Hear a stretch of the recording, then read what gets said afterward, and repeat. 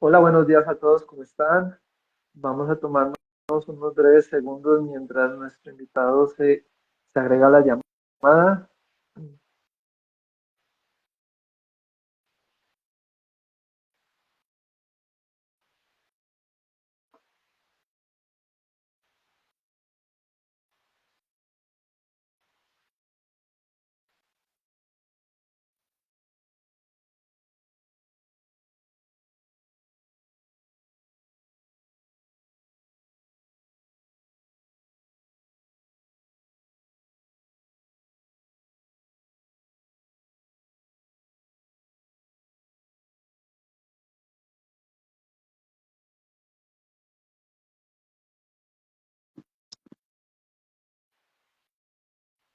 Sí, Camilo. Hola, buenos días, Alberto. Buenas Hola, tardes. Camilo. ¿Qué tal? ¿Cómo estás? Muy bien, gracias. ¿Y usted? Bien, muy bien. ¿Qué tal todo por ahí? Excelente. Bueno, ya estamos en vivo. En este momento están ingresando personas que nos están viendo en vivo en estos momentos. Entonces, vamos a comenzar esta conversación en el marco del Día de la Conciencia frente al ruido. Vamos a comenzar presentándonos. ¿Sí? Antes de cederle la palabra a nuestro invitado Alberto Bañuelos, que está desde España en este momento, allá son las 5 de la tarde, si no estoy mal. 5 de la tarde, Brevemente, correcto. vale. Antes de cederle la palabra a Alberto, voy a presentarme. Es la primera vez que hacemos esto. Eh, entonces, seguramente para las personas necesitan que nos presentemos. Yo soy Camilo Rodríguez, soy ingeniero de sonido, tengo una maestría en ingeniería acústica y tengo más o menos ya 9 años de experiencia en el campo del ruido ambiental, ruido industrial, acústica arquitectónica, control de ruido. Hemos trabajado con AAC. Bueno, y aquí les comento, soy el líder de AAC Colombia.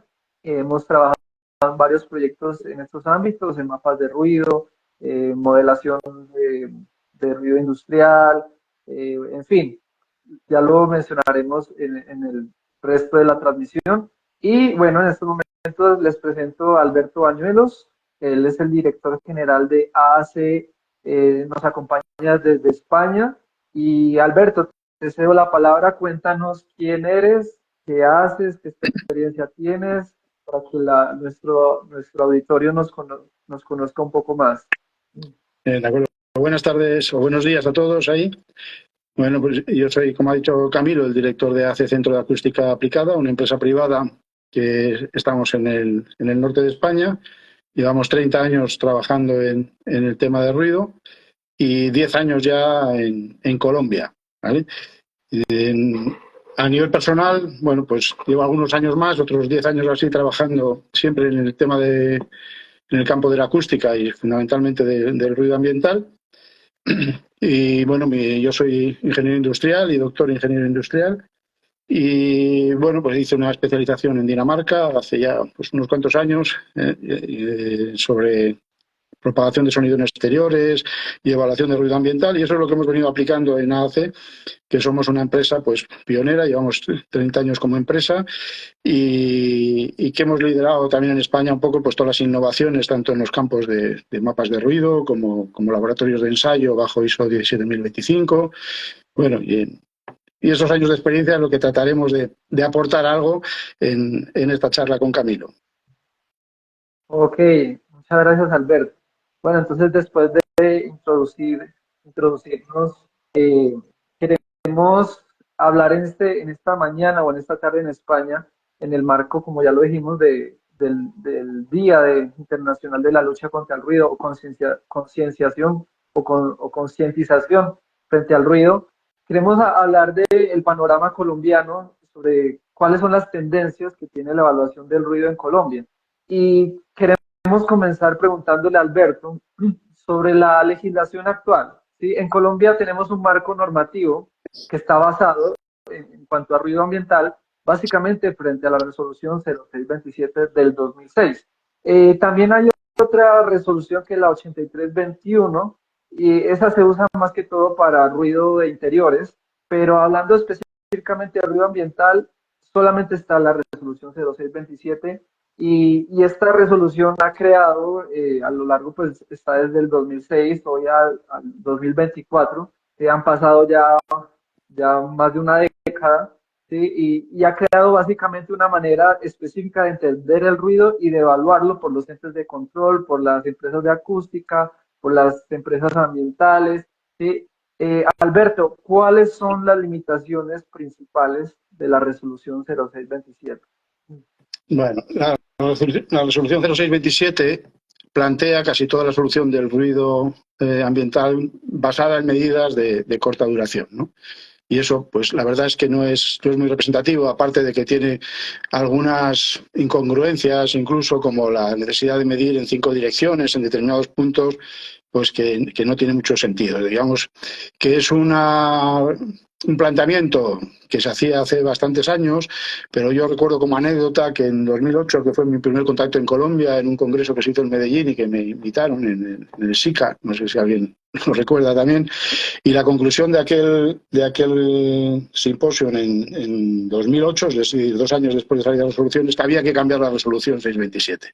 ¿Vale? Han llovido, como dices, muchos años desde entonces, se llevan muchos intentos para cambiar la resolución.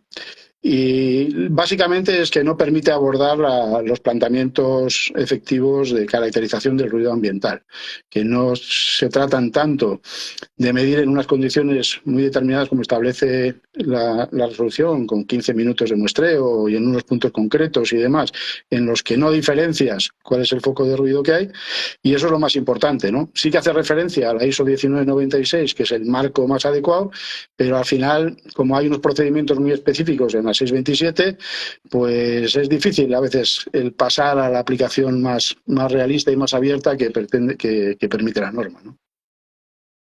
Ok, entonces como usted lo comenta, pues básicamente la resolución 0627 está enfocada a las mediciones, ¿sí? Las mediciones Sí, y mediciones de corta duración. sí, y mediciones que muchas veces no tienen por qué caracterizar lo que se quiere, lo que se pretende caracterizar. Es decir, si tú estás caracterizando el ruido de una industria en el entorno de una industria y tienes detrás una calle con bastante tráfico, venga a pasar carros, pues lo que estás midiendo es el ruido de los carros, no estás midiendo el ruido de la industria. Y eso se certifica a veces como si fuera ruido de la industria, ¿no? Entonces, la medición tiene su sentido en el ruido ambiental, pero no es la única metodología que se puede aplicar. Y la medición se tiene que orientar a caracterizar aquello que realmente estás buscando caracterizar. Y eso implica pues una determinada flexibilidad que no da la 627, aparte de modificar algunos conceptos, como el concepto de emisión que implica la 627, que no es el que sigue las normas internacionales, ¿no? Ok. Antes de hablar de otras alternativas a la metodología de la resolución 0627, Alberto, háblanos un poco de las mediciones y sus limitaciones. Bueno, vamos a ver, las mediciones, como decía antes, dependen un poco de lo que quieras medir. Entonces, si nosotros medimos relativamente cerca de un foco de ruido, probablemente estemos caracterizando ese foco siempre y cuando no haya otros alrededor que tengan más emisión o que estén influyendo en ese punto. Pero especialmente cuando nos vamos a una cierta distancia en ruido ambiental, y una cierta distancia puede ser por encima de los 100 metros, cosa que, por ejemplo, cuando se mide una instalación industrial es casi siempre 100 metros a los focos, pues se influyen muchísimo las condiciones meteorológicas, no solo porque es evidente que si tenemos viento a favor vamos a medir más ruido que si tenemos viento en contra, sino porque hay otras variables como es la variación de temperatura cerca del suelo, que se asocia a que tengamos un día nublado o un día soleado, o que sea de día o que sea de noche, que hacen que no solo varíen los niveles, sino que varíen la variabilidad en la propia propagación, con lo cual, si vamos a la norma ISO 1996 que citaba antes, que es la que describe la medición de ruido ambiental, veremos que mediciones en las condiciones nos vamos a incertidumbres muy altas. Muy alta quiere decir que es difícil medir por debajo de más menos 5 decibelios. Y si medimos por encima de más menos 5 decibelios, pues para medir más menos 10 podemos dejar el sonómetro en casa, ir con la oreja y decir pues 60, porque estamos haciendo algo muy parecido, ¿no? O con una Entonces, a aplicación veces... de ¿Sí? seguridad. ¿Sí, Camilo? No, que aportaba lo que dices que también ir con una aplicación desde el celular y medir y decir, aquí hay más o menos 60 decibeles. Es parecido, porque la incertidumbre ya no la pone el equipo de medida, la pone las condiciones de medida en la propagación. Aparte de que estemos caracterizando el foco que queremos caracterizar, que es lo que comentaba antes. Si en el entorno tienes otros focos de ruido, ya no estás midiendo lo que quieres. Y si no mides lo que quieres, puedes decir, vale, en este punto, en este momento hay este nivel de ruido. Bien, si eso está por debajo de la legislación, puedo decir que cumple. Pero si está por encima, no puedo echarle la culpa a nadie, porque no sé cuál es la razón, ¿no? Entre si juntamos incertidumbre y dificultad de medir lo que uno quiere, es complicado muchas veces medir donde se necesita y cuando se necesita. ¿Vale? Pongamos el ejemplo de una industria que genera problemas y la hora de medir cuando baja el tráfico es a las 3 de la mañana, ¿no? A las 3 de la madrugada. Si tengo que ir a medir al piso cuarto del edificio que está enfrente, pues si toco el timbre a las 4 de la mañana para decir que vengo a medir ruido, pues ya estoy generando un problema, porque si vas a medir esas horas, algo tiene que pasar. Entonces hay que buscar otras metodologías y hay que otras formas de trabajar el ruido ambiental, lo cual no quiere decir que la medida no sirva. La medida sirve, pero hay que medir para aquello que es necesario. Y muchas veces la orientación de la medida, sobre todo en ruido ambiental, va más a caracterizar emisiones con un concepto un poco diferente al concepto de emisión de la resolución 627 y luego valorar la propagación, porque medir in situ, medir en el receptor, es complicado. Ok, gracias Alberto por esa apreciación. Hablaste de que existían otras alternativas frente a las mediciones. Cuéntanos sobre esas alternativas. Bueno, fundamentalmente cuando hablamos de ruido ambiental, pero no solo de ruido ambiental, también en ruido en interiores, con formas distintas, se trabaja desde hace muchos años con modelos informáticos, ¿vale?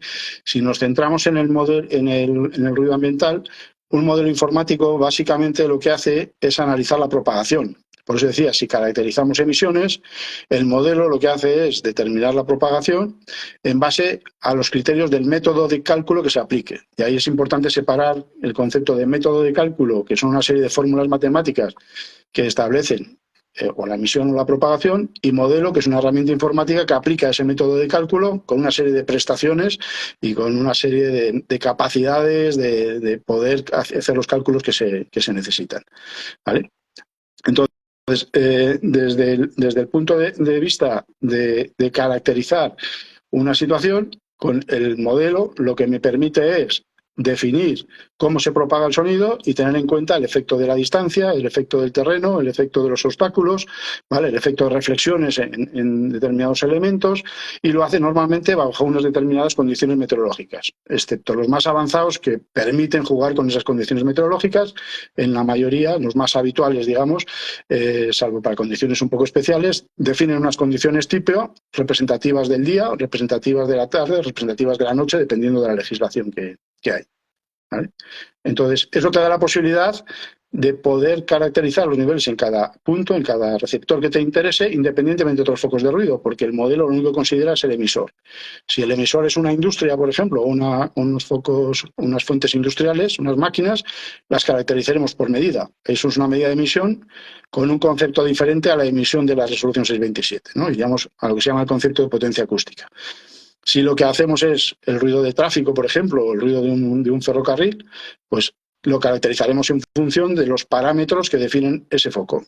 Puede haber medidas para ajustar esos parámetros, pero luego los modelos funcionan normalmente que por una calle, por una vía por la que pasan determinado número de vehículos con determinada composición de ligeros y pesados, con una determinada velocidad, con un determinado tipo de movimiento, generan un nivel de ruido. ¿Vale? Una vez que tengo esa caracterización, el modelo me dice ese sonido que se genera en esa vía, cómo se propaga a distintos puntos, y puedo calcular en cualquier punto del entorno el nivel imputable exclusivamente a esa vía que me interesa valorar, ¿no? O a una ciudad entera, ¿no? Ok, entonces, para concretar, básicamente para usar modelos de cálculo o métodos informáticos, lo que se hace es caracterizar las emisiones de los focos de ruido y con el modelo calculamos la propagación del sonido a cualquier receptor, en cualquier punto y en cualquier altura, ¿cierto? Básicamente eso sería. Correcto, básicamente ese es el planteamiento. Entonces, lo que es importante es saber cómo se ajusta la propagación en determinadas condiciones que puedan ser representativas, o sea, lo que el método hace sea representativo del sitio que lo estás aplicando, y sobre todo caracterizar que las emisiones se valoran de forma adecuada. Si es como decía, con focos de máquinas, con unas medidas adecuadas que nos permitan caracterizar esa potencia acústica y poder meter el dato que el modelo te está pidiendo, no meterle otro, ¿no? Porque el modelo siempre te va a dar resultados. Le metas el dato que le metas, te va a dar un resultado. Lo importante es que metas datos que sean adecuados para que el resultado sea representativo. En el caso de las medidas tienen que permitir caracterizar el dato que te está pidiendo, o el parámetro, si quieres, que te está pidiendo el modelo, y en el caso del tráfico, pues tienen que ser, hay varios métodos de cálculo, por ejemplo, que representan distintas emisiones, pero bueno, esos métodos, por ejemplo, están la mayoría, o los que se utilizan más habitualmente, son métodos europeos, ¿vale? Habría que ver en qué medida, por ejemplo, un método de tráfico en Europa es aplicable directamente a las ciudades de Colombia o a las carreteras de Colombia, ¿vale? Entonces, porque hay diferencia entre métodos, ha habido diferencia en evolución en el tiempo y sin duda hay diferencia entre un método europeo y, por ejemplo, pues no sé, pues uno japonés, que también lo tiene, ¿no? O un americano. Depende Okay. de las características y en la medida que eso sea representativo, el modelo será preciso. Si lo que le metemos son datos que no son representativos, pues no será tan preciso, ¿no? Okay. Y para hacer énfasis, una de las principales ventajas de los modelos acústicos es que a diferencia de las mediciones, nos permite evaluar las causas del ruido. ¿Sí? Y Uh-huh. digamos, en una industria, cuando calculamos en un receptor X, podemos saber cuáles son las causas del ruido global que hay en ese receptor, si es la máquina 1, la máquina 2, la máquina N, o si es en una edificación, podemos diferenciar ruido de tráfico, ruido de ferrocarril, ruido de otros focos ajenos, ¿cierto? Entonces, esa es una también de las ventajas. Exacto, correcto. Eso es clave, ¿no? Si no tengo esa información, ¿cómo voy a adoptar unas soluciones? Sería pues hacerlo en vez de a ojo a oreja en este caso, ¿no? Me suena que puede ser eso, voy a actuar sobre esta planta. Pero eso nos lleva a muchísimos errores, cantidad de errores en las industrias especialmente, es que se adoptan soluciones que luego no sirven para nada, porque parece que desde la planta lo que está generando ruido pues es un motor o una instalación que tengo mientras está pasando por ella y creo que hace mucho ruido, pero igual lo que le está llegando al vecino que se está quejando en una zona residencial cercana son unos focos que tengo en cubierta de la bodega o de la nave y ahí nadie sube y entonces nadie es consciente de que ahí están los focos de ruido, por ejemplo, ¿no? Entonces, los focos que pueden estar llegando son esos, o el foco ese que suena tanto está muy apantallado porque tengo otro edificio en medio y no le está llegando.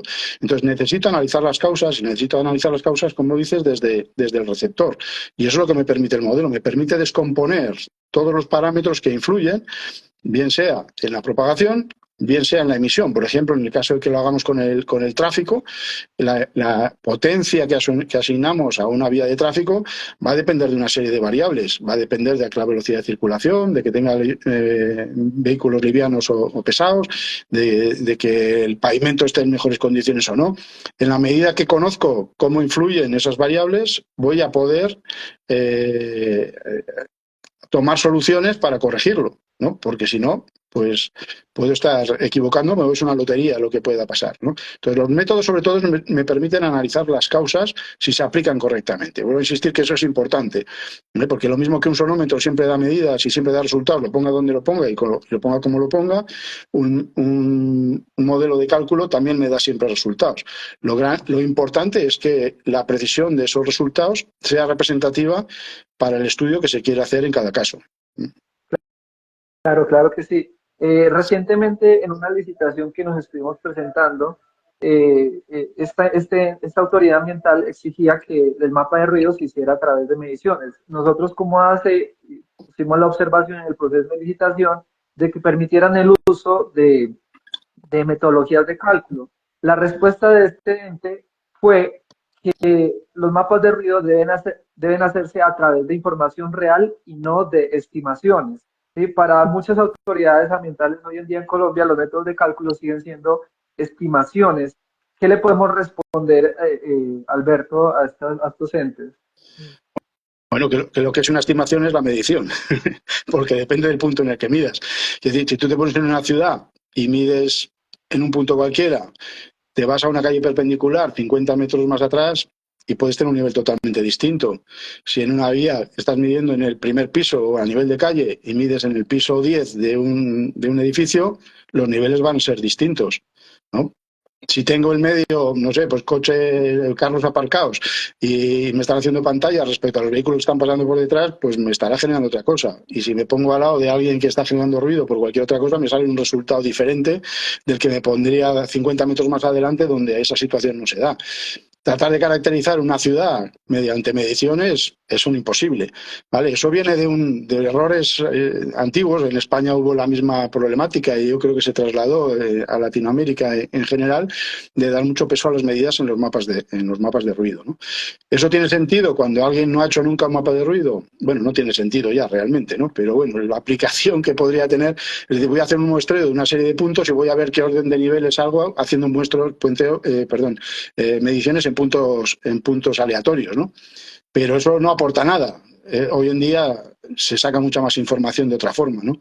El método de cálculo es muchísimo más preciso siempre y cuando ajustemos las emisiones, en el caso sobre todo de lo que estamos hablando de una ciudad que me preguntabas, a que sean métodos realistas, ¿no? Porque hemos tenido ahora casos tanto en España como en Colombia, ¿no? En el que se están aplicando métodos, por ejemplo, pues con el cambio a Noxos, que fue un poco ese método común europeo ahora, que ha tenido un error durante unos cuantos años importante en la emisión del ruido de tráfico y se ha aplicado alegremente porque no hay un criterio de saber qué es lo que te tiene que dar, qué es lo realista, ¿no? O cuando se han hecho medidas para calibrar los métodos, que se dice calibrar entre comillas, ¿no? Los métodos de cálculo, pues una medida en un punto para ver si un modelo te da o no, pues hay que ver que estás midiendo lo mismo que estás validando. Y luego hay que tener en cuenta esa incertidumbre de medida que decíamos antes. Entonces es un tema complejo, pero es la línea a seguir. O sea, lo que hay que tener es métodos calibrados, si quieres, o adaptados a la situación real de cada zona, que nos permitan caracterizar, por ejemplo, el tráfico, o por ejemplo, el metro en el caso de Medellín, o un ferrocarril de carga que podemos tener también en algunas zonas de Colombia, porque ese tren no tiene por qué parecerse a un tren de, no sé, de Alemania o de Dinamarca que pueda tener una base de datos perfecta. Habrá que caracterizar exactamente lo que estamos midiendo. Si eso se deja, pues estamos metiendo incertidumbres mucho más altas y el método pues pasa a ser una estimación. Pero si aplicamos correctamente tanto la emisión como la aplicación del modelo, que también es un aspecto importante, ¿no? De cómo se aplica el modelo, cuáles son las variables importantes en la propagación y cómo caracterizamos esos aspectos en la modelización 3D que hacemos del entorno, el modelo es lo más preciso que puede existir en ruido ambiental, con mucha diferencia, el que más información te aporta y el que te permite realmente tomar decisiones, bien sea para acciones correctoras concretas, bien sea para hacer un plan de acción en el tiempo, ¿no? O para prever escenarios Ok. futuros. Es decir, ¿qué pasa si hago esto? ¿Qué pasa si hago lo otro? ¿Qué pasa si hago esto? ¿Qué solución? ¿Qué resultado me va a dar? ¿Vale? Eso no lo puedes hacer con medidas. No puedo medir el futuro que no está. Pero el modelo sí me permite simular esas situaciones y decidir la alternativa más adecuada y dimensionar las soluciones para no botar plata simplemente porque decido poner una pantalla aquí de una determinada altura un poco a ojo, ¿no? Así es. Y bueno, ya que ahora queremos enfocar y preguntarte, porque en Colombia hay como una tendencia hoy en día, pues ya no tanto a hacer mediciones como la resolución 0627, pero sí he visto que hay una tendencia en las principales ciudades a hacer monitoreos de ruido o mediciones de ruido mucho más largas. ¿Sí? Entonces, eh, te pregunto, ¿esta sería la manera ideal de usar las mediciones o cómo sería la forma ideal de usar las mediciones? Bueno, vamos a ver. Te voy a contar un poco nuestro caso. Nuestro caso es, nosotros empezamos a trabajar con mapas de ruido en el año 96, me parece que fue, ¿vale? Con mapas de ruido de ciudades, cuando los modelos Samplan, que es el que nosotros utilizamos, que ya estaba entonces, y es el más antiguo, yo creo, de los que hay actualmente en el mercado, era una versión 2, ¿eh? DOS. O sea, ni siquiera era lo que hoy se entiende por un modelo. ¿Vale? Y entonces insistimos durante mucho tiempo, por la misma situación que existe hoy en día en Colombia, en que no había que medir y había que aplicar métodos de cálculo. ¿Vale? Durante muchos años hemos estado defendiendo esa situación porque es el paso clave, y es el paso clave en Colombia en este momento, pasar de las medidas de la resolución 627 a utilizar métodos de cálculo para la valoración del ruido ambiental. ¿Eso quiere decir que la medida no tiene sentido? No, ya hemos dicho antes que es importante la medida para caracterizar emisiones. Probablemente hay que medir menos, pero hay que medir mejor. ¿Tiene sentido la monitorización, como me preguntas, de sitios? tiene sentido siempre y cuando, de nuevo, se aplique con sentido común, que es lo que estamos buscando. Si yo trato de caracterizar una ciudad porque tengo 10, 15 o 20 equipos puestos en la ciudad y con eso voy a sacar una valoración de qué es lo que pasa en la ciudad, pues es lo mismo que decíamos antes con la medida en un punto. Depende de donde coloque ese equipo de medida, pues me va a dar una información. Y si tengo 10, 15 o 20, pues depende de dónde estén, me darán una información. ¿Eso lo puedo extender a otros puntos que no sean esos? Pues difícilmente. Ya digo, salvo que haya una base por detrás en el que estoy tratando de validar con ese equipo determinadas cosas. Entonces, aleatorio, básicamente en lo que preguntas, por colocar un equipo de una red de monitorización en una ciudad, ¿consigo algo útil para hacer un plan de gestión? No. ¿O para hacer un plan de acción? No. Tengo una información que depende de dónde las coloco. Se tiende mucho a colocar esos equipos, que no, por ejemplo, en zonas en las que hay ambiente nocturno, ¿no? Vale, para eso puede tener una información de ver cómo evoluciona, cómo controlo, sabiendo que el punto en el que mido es el punto en el que mido, no es más, es representativo de esa situación, ¿vale? No puedo hacer una valoración y extrapolar ese punto a todos los demás. Tendría que tener cuidado en cómo saco esos resultados. ¿Tiene una aplicación para monitorizar un aeropuerto y ver si los aviones incumplen o incumplen? Pues puede tener un sentido. Y si tengo una información de largo tiempo, puedo sacar algo de información. Pero por sí solo no es válido en general. Es un complemento a un mapa de ruido en el que conozco la información, en el que estoy buscando determinados patrones. Decía antes con el ejemplo que hemos estado durante muchos años diciendo que no había que medir. Digamos que ahora estamos diciendo, bueno, cuando ya estás en un plan de acción, has avanzado durante un tiempo, estás ya en un nivel de que tienes que aumentar precisión, esas mediciones pueden aportarte una información que complemente al modelo o que permita justificar o definir cuándo el modelo lo tengo que mejorar, ¿vale? Sí. Como un elemento de contraste, como un elemento de información adicional. Pero por sí solo, el tener una red pues es una información muy puntual que aporta poco. Teniendo en cuenta además que si medimos ruido urbano, salvo que estemos caracterizando determinadas situaciones que se pueden dar en un determinado caso, como puede ser eventos o ocio, van a ser muy similares. O sea, los niveles de ruido de tráfico tienen un patrón y prácticamente todos los días de la semana son iguales, puede cambiar algo el fin de semana, pero el resto me da una variación parecida. Si quiero ver variaciones en el tiempo, pues o voy a hacer un cambio importante en esa zona de la ciudad o voy a quedar dentro de la incertidumbre del equipo, porque bajar 2, 3 decibelios es bajar bastante en ruido urbano y tratar de diferenciar esa tendencia en el tiempo, porque estoy siguiendo con un punto esa medida, si no hay un cambio muy importante porque se ha hecho un plan de movilidad o algo así, pues tampoco voy a detectar cambios, con lo cual tampoco tiene mucho sentido medir un punto continuamente durante mucho tiempo para sacar esa información. ¿Vale? En el caso de medio urbano. Puede haber otras situaciones en las que pueda ser interesante, ¿vale? Pero hay que tener el propósito. Siempre es importante para qué y que me dé la información de analizar las causas que necesito para poder hacer una evaluación y para, a partir de esa evaluación, poder hacer un plan de actuaciones, un plan de soluciones. Vale, excelente, excelente. Gracias, Alberto. Y para ir terminando este tiempo, nos gustaría que nos cuentes un caso de éxito implementando métodos de cálculo y mediciones complementarias en urbano, en un mapa de ruido puede ser, o algo similar. Bien, bueno, la verdad es que si hablamos de mapas de ruido, ya he dicho antes que llevamos más de 25 años haciendo mapas de ruido. El éxito fundamentalmente puede ser el seguimiento en el tiempo, ¿no?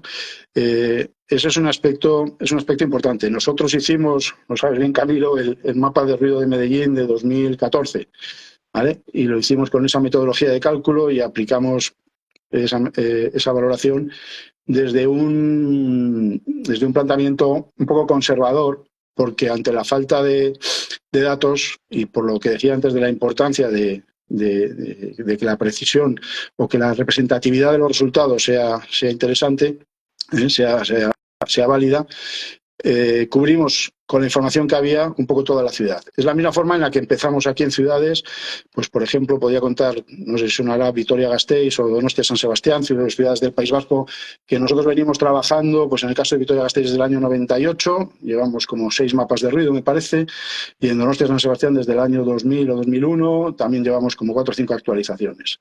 Siempre con una metodología parecida, pero mejorada la metodología a medida que hay más información, a medida que los métodos han ido evolucionando, pero siempre con los pies en el suelo y siempre tratando de no minusvalorar, ¿no? Porque ese es un riesgo importante que se da en algunas ciudades, que comparas un mapa y otro que se hace después y de repente el ruido parece que desaparece, ¿no? O cuando encuentras ciudades que te dan estando unos resultados pues parecidos a ciudades que llevan muchos años trabajando el ruido, mucho más tranquilas aparentemente, y dices, no puedo tener la misma población expuesta en un sitio que en otro. Eso es importante.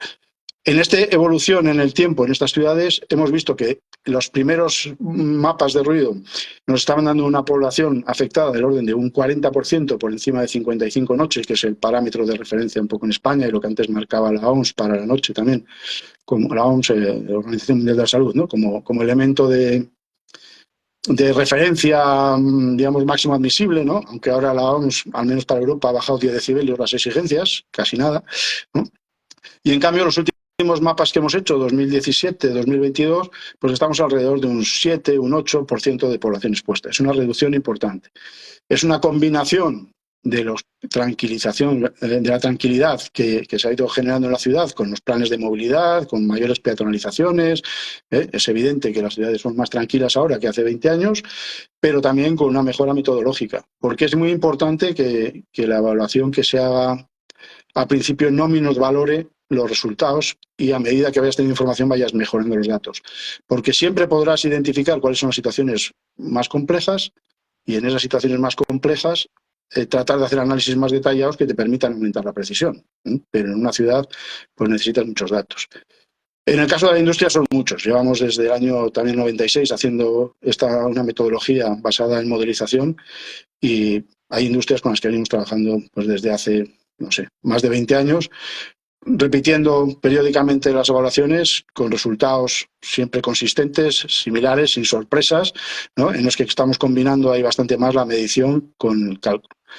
Ahora, por ejemplo, pues estamos trabajando bastante en temas de ruido de ocio, combinando mediciones y metiendo valoraciones un poco más avanzadas para conocer las causas del ruido en cada caso, que es un aspecto importante. No solo trabajar de niveles, sino también de cuáles son las causas, quién genera esos niveles, y eso a veces solo con medidas es difícil de evaluar, ¿no?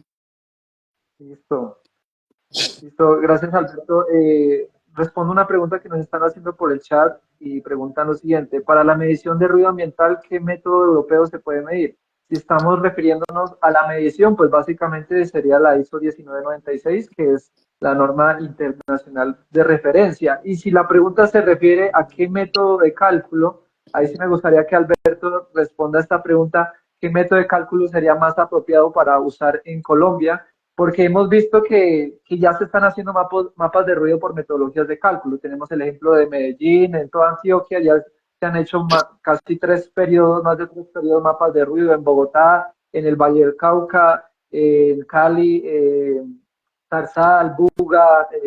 Se han venido haciendo ya mapas de ruido por metodologías de cálculo, pero se han usado diferentes métodos de cálculo. Entonces, Alberto, ahí, ¿cómo podríamos responder esto?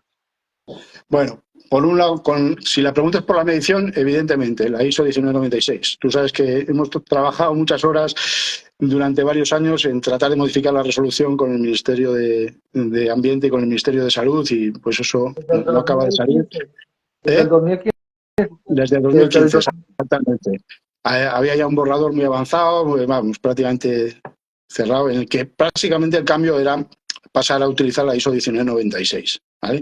Eso es fundamental. Quiero decir, puede haber una metodología más corta, digamos, una adaptación, que lo planteábamos también ahí, ¿no? En ese caso, de lo que es la resolución 626 para medidas urbanas, para medidas del bar de enfrente, para unas medidas de una máquina en medio urbano, en distancias cortas, en las que, vale, puede haber metodologías, digamos, adaptaciones de la ISO 19, de la resolución 627 que simplifiquen esa problemática.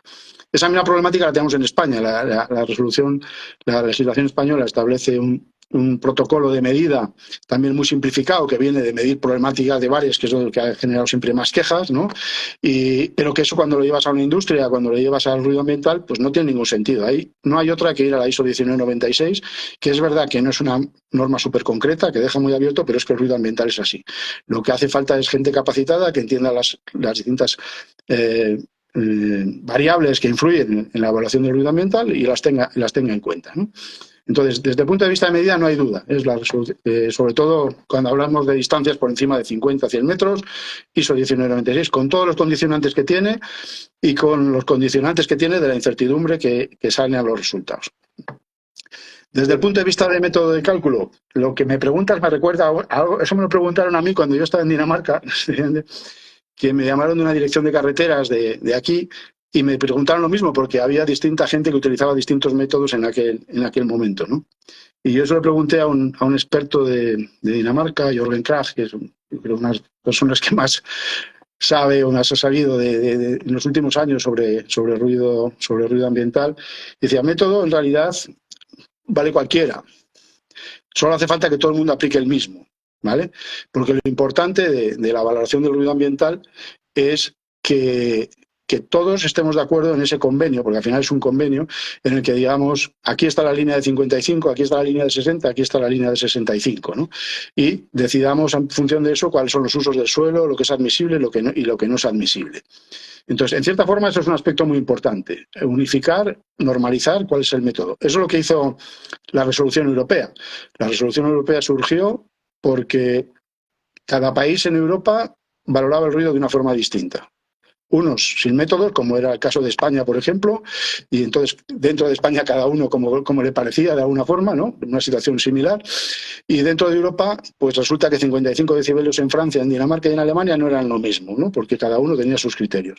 Entonces, esa armonización es lo que tiene que hacer una legislación de ruido en Colombia, establecer primero esa resolución. El ejemplo de la directiva europea creo que puede ser bueno, pero luego, en cuanto al método de cálculo, pues hay que tener cuidado, hay que tenerlo. Primero, la propagación depende de una serie de condiciones meteorológicas en las que se establece la propagación, ¿vale? Por lo tanto, hay que analizarlas y ver cuáles hay. Hay unos más simples, los más antiguos, los nuevos pues van metiendo algo más de complejidad y digamos que los métodos de una generación más avanzada, como puede ser el NOR 2000, pues son todavía más complejos para determinadas situaciones, pero quizá pues complican mucho la obtención de un mapa de ruido de una ciudad, por ejemplo, ¿no? Pero bueno, si haces un campo de aerogeneradores, pues sería la forma de hacerlo porque a vientos altos los otros métodos nos van. Entonces hay que conocer las condiciones de propagación. Y en cuanto a condiciones de emisión para poder aplicar un método, pues ya lo propusimos varias veces, le hemos propuesto el tema de que hace falta un método de referencia sobre las emisiones de tráfico en las ciudades, en las carreteras, en los ferrocarriles de Colombia, ¿no? O sea, coger y aplicar un método que está basado en normas o en estudios experimentales realizados pues en Dinamarca y en Suecia, por ejemplo, o en Francia, que son la mayoría de los que hay, pues no sé hasta qué punto es trasladable, por ejemplo, a Medellín, ¿no? Entonces, habrá que valorar un poco ese tipo de situaciones. Mientras no haya un método de referencia, pues hay que tener cuidado con lo que se aplica y hay que de alguna forma valorar que lo que se está haciendo es correcto. Nosotros durante muchos años hemos estado aplicando, porque era el método oficial en España, el método francés del 96, el NPV RUTS 96, que sabíamos que sobrevaloraba las emisiones y que sobre todo sobrevaloraba las emisiones cuando bajabas de 50 a 30. O sea, bajabas la velocidad permitida en una calle de 50 a 30 y aumentaba la emisión. Eso sabemos que no es, pues lo tendrás que corregir de alguna forma, ¿no? Pero ahí está un poco la formación en función de lo que se esté eligiendo. Lo que no puede un método es distorsionar la situación real. Puede ser conservador y sobrevalorar un poco en la medida que a medida que mejoramos el método vayamos mejorando los niveles. Eso ha sido un...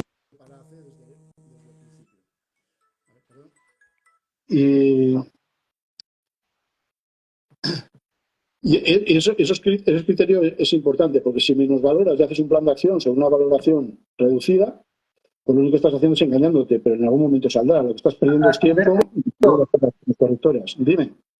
Te interrumpo ahí, pues ya que tocas este punto, porque eso es algo que está pasando hoy en día en Colombia, y es que hay una regla o un teorema detrás de un modelo de cálculo, y es que un modelo de cálculo o un mapa de ruido no debe dar sorpresas, ¿sí? O sea, los resultados deben concordar con la realidad, con lo que se espera, ¿sí? Y es imposible, pues, que en una ciudad donde hay trancones todo el tiempo, donde el parque automotor está eh, arrebatado, no sé la palabra, pero exagerado, sí, donde hay pocas zonas verdes, donde hay mucha población concentrada, sí, es un absurdo que la población, que resultados de un mapa de ruido nos digan que es una ciudad silenciosa, que es la ciudad más silenciosa de Colombia, sí, o una ciudad tan silenciosa como una ciudad europea, y casos así estamos viendo ahora en Colombia, sí, Eh, por eso es bueno, quería comentar eso, sí. sí, sí, es lo que decía antes, o sea, los modelos siempre te dan resultados.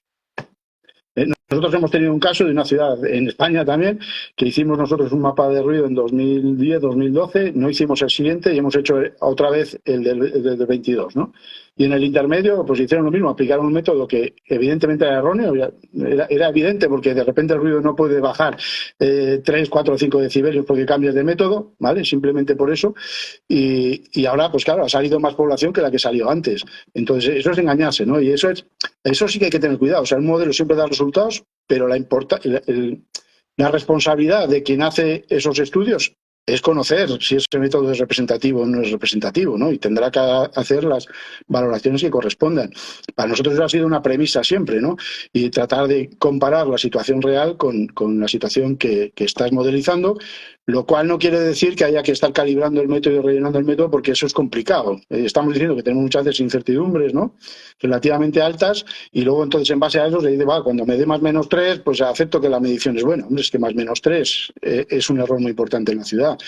Entonces, eso es difícil de entender igual para gente que no está habituada a trabajar con el ruido, ¿no? Que unas veces 3 decibelios es muy poco y otras veces es mucho, pero es importante tener precisión. Y sobre todo, en caso de duda, lo que no puedes es tirar los niveles para abajo, ¿no? No puedes hacer una ciudad y minusvalorar los resultados, porque estás diciendo que las cosas están bien, estás creando una sensibilización de que prácticamente no hay un problema por ruido cuando es evidente que tienes un problema por ruido, ¿no? O sea, si buscamos como referencia los 55-65 que también se han utilizado en Colombia para la noche y para el día, pues es imposible que nos acerquemos en una ciudad, yo creo que en cualquier ciudad de Colombia, a los niveles de ciudades más avanzadas y más tranquilas en Europa, ¿no? Porque bueno, pues es estar en un sitio y en otro, no hace falta. Yo he estado muchos años en Colombia también y conozco esas ciudades. No puede ser que Bogotá o Medellín estén, por ejemplo, igual que Vitoria, que es donde vivimos nosotros, porque es una ciudad un poco emblemática con el tema, con la gestión del ruido. Podría haber cosas mejores, pero bueno, que es una ciudad tranquila y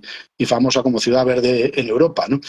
Entonces, evidentemente, ese es el gran riesgo de los modelos, no es el modelo en sí, sino cómo se aplica el modelo, porque los resultados pues pueden llevarte a donde quieras. Pero pasa lo mismo con las medidas, ¿eh? Depende de dónde elija medir, voy a dar un resultado u otro. Depende cuándo elija medir, voy a dar un resultado y otro.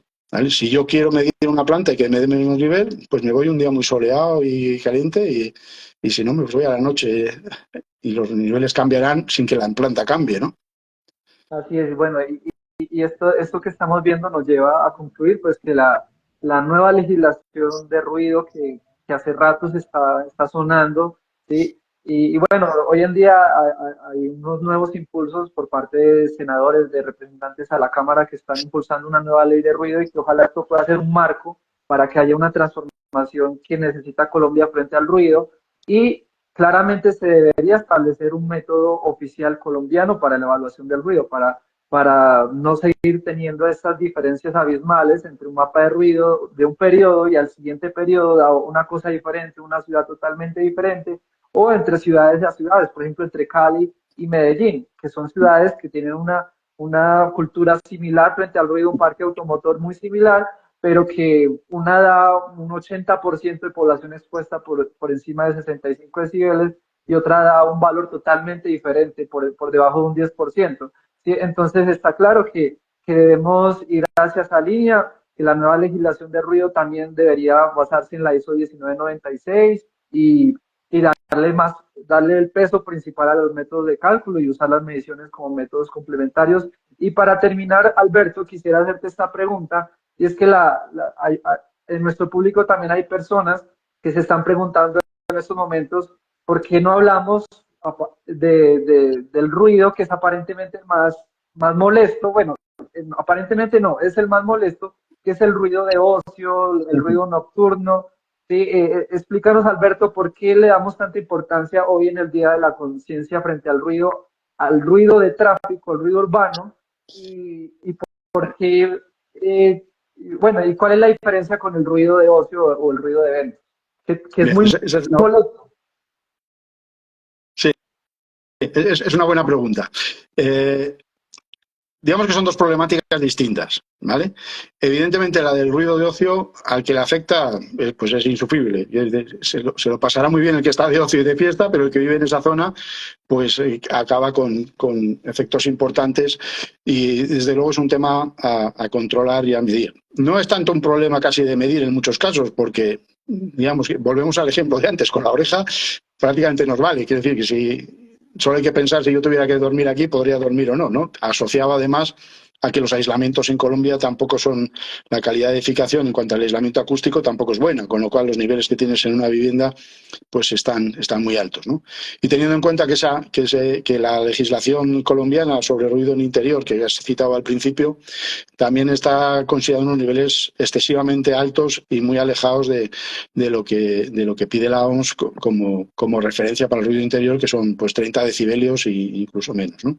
Entonces, es una problemática seria, difícil, porque va asociado también pues, a hábitos y a cambios de costumbres. Eso pues, lo conocemos bien, nos peleamos bien con esa situación, porque en España también son los problemas principales, son las zonas de ocio nocturno, ¿no? Con características diferentes y con su evolución diferente, pero también es un problema. Pero eso no quiere decir que nos tengamos que olvidar de ese ruido de tráfico del que se queja menos gente. O sea, los mapas de ruido se hacen fundamentalmente por un tema de salud. El ruido es un elemento contaminante que afecta a la salud, que genera enfermedades, que reduce años de vida y que incluso puede generar muerte. Las estadísticas están ahí y son valores altos. Eh, la Organización Mundial de la Salud ha establecido que empieza a haber efectos en la salud a partir de niveles, si hablamos de niveles nocturnos, por mantener un poco el mismo criterio, de 40 decibelios en la noche ya empieza a haber efectos sobre la salud. ¿Vale? De ruido exterior, no de ruido interior, de ruido exterior. ¿Vale? Y por encima de 50 noche empezamos a tener problemas y 55 pues más. Si el aislamiento de las viviendas encima es bajo, pues con más motivo estos niveles van un poco pensando en ese tipo de no centrar todo en cerrar una ventana con un aislamiento fuerte. Entonces, si no valoramos esas situaciones, si no incorporamos el ruido en el desarrollo urbano, en la planeación urbanística, para asociar que los nuevos desarrollos urbanísticos incorporen ya las medidas correctoras que sean necesario, se elijan los sitios adecuados en función del tema ruido, que las nuevas infraestructuras o las infraestructuras existentes adopten las medidas para no distorsionar, para no afectar a la población que está en su entorno, a veces incluso hasta distancias importantes, pues estamos teniendo unos efectos graves sobre la salud. Son muy claros los de la contaminación del aire, por ejemplo, pero detrás de los del aire están los del ruido, ¿no? Y la única forma de valorar eso es con estos mapas de ruido, con esa valoración y con indicadores como población expuesta a distintos niveles que nos permita establecer prioridades y hacer actuaciones. Eso no quiere decir que nos olvidemos del ocio, que nos olvidemos de otros problemas, pero lo que no se puede uno olvidar es de que lo que afecta a más población en Colombia y en cualquier país es básicamente el ruido del tráfico y del transporte en general, ¿vale? Hay que decir ferrocarriles, aeropuertos, ¿vale? Incluso puertos en algunos casos, están generando un problema en un funcionamiento. Entonces el ruido es, aparte de un elemento de salud, es una consecuencia de los planes de movilidad, ¿vale? Y es una consecuencia de los desarrollos y del planeamiento urbanístico que se realice. Tengo que buscar la forma de proteger las zonas residenciales, porque si no tenemos un descanso, especialmente la noche, que es lo que más se protege, y hay un descanso adecuado, pues si no hay un descanso adecuado, acaba generando enfermedades. Es un tema de salud. Y el cumplir unos niveles de promedio de largo plazo, que a veces se dicen, pues son poco representativos, ¿vale? Pero es una forma de bajar a un indicador fácil de trabajar, fácil de llevar al urbanismo, fácil de llevar a otra situación, a una gestión de ciudad, esos niveles. Otra cosa es que habrá situaciones puntuales en las que quizá no sea el parámetro más adecuado, que hay que bajar a detalles más cortos, como puede ser, por ejemplo, el tema de ocio. Cuando se valora el ocio, y por eso había incluso una propuesta también en el planteamiento de nueva resolución, de no solo hablar de promedio anual, sino de los días con mayor emisión, no deberían superar un determinado valor, etcétera, ¿no?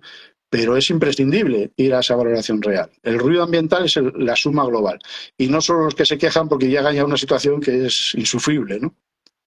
Entonces, no sé si he respondido a lo que planteas, pero no podemos olvidar ese ruido que está afectando a porcentajes muy altos de población. Antes hablabas de que en Cali salía un 80, probablemente un 80 pueda estar algo sobrevalorado, pero un 50 es fácil, ¿eh? Cuando hicimos nosotros el mapa de Medellín, quiero recordar que nos salía un 50.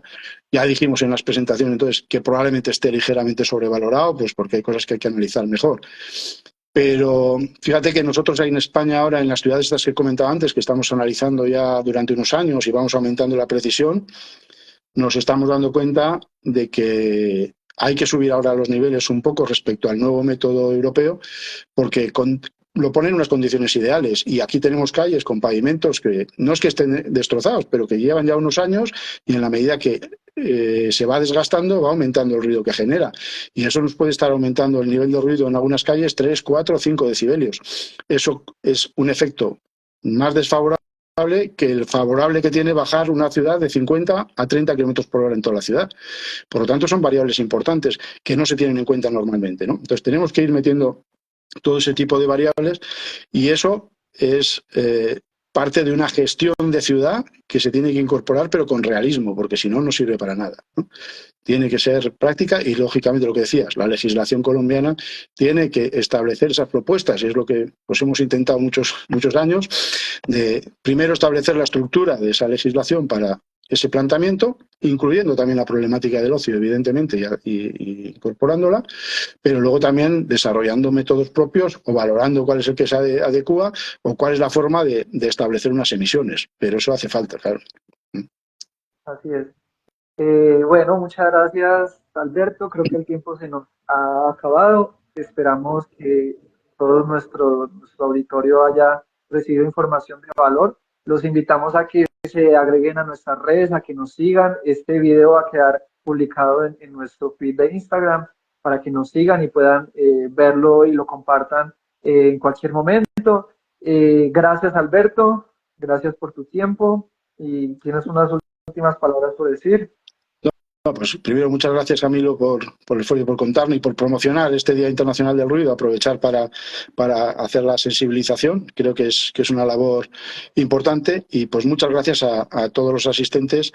Esperamos vuestras dudas también, nos podéis contactar y plantearnos lo que queráis. Y bueno, quizás son temas que podemos repetir más adelante, ya que hemos empezado, ¿no?, a tratar de temas más concretos, ¿no? Esa es la idea, seguir teniendo estos tiempos de conversación y bueno, y estar cerca a nuestro auditorio, a las personas que nos escuchan, a los que nos pueden escribir, a las empresas privadas, a los entes gubernamentales, a las autoridades ambientales, cualquier inquietud que tengan, estamos para servirles y a la orden.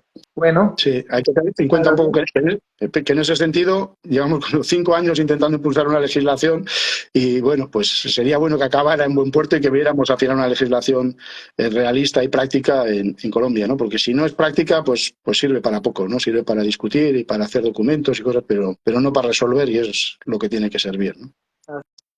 Así es, listo.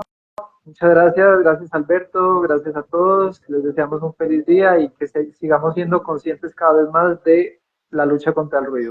Un saludo. Chao. Feliz día a todos, muchas gracias.